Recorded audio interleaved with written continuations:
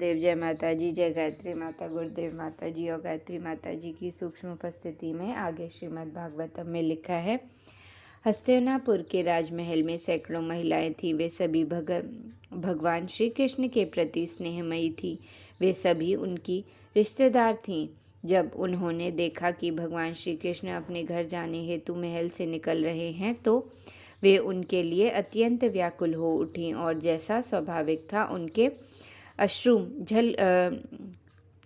ढुलक ढुलक कर कपोलों पर आने लगे। उसी समय उन्होंने सोचा कि उस समय उनके अश्रु भगवान श्री कृष्ण के लिए अमंगल सूचक हो सकते हैं। अतएव उन्होंने अश्रुओं को रोकना चाहा। ऐसा करना उनके लिए बहुत कठिन था क्योंकि अश्रु रुक नहीं पा रहे थे। अतः उन्होंने आँखों से अश्रुओं को पोंछा और उनके हृदय धड़कने लगे। वे स्त्रियां जिनके पति या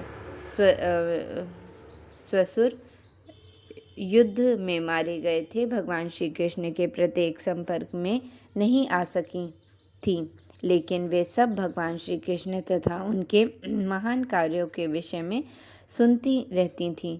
इस प्रकार वे उनके विषय में सोचती, उनके नाम तथा यश के विषय में बातें करती और उन स्त्रियों के समान स्नेहहीन हो गई थीं जो उनके प्रत्यक्ष संपर्क में थीं। अतएव जो कोई भी प्रत्यक्ष या अप्रत्यक्ष रूप से भगवान श्री कृष्ण के विषय में सोचता है, भगवान श्री कृष्ण के विषय में बातें करता है या भगवान श्री कृष्ण की पूजा करता है, वह उनके प्रति अनुरक्त हो जाता है क्योंकि भगवान श्री कृष्ण परम पूर्ण है। अतः उनके नाम, रूप, गुण आदि में कोई अंतर नहीं है।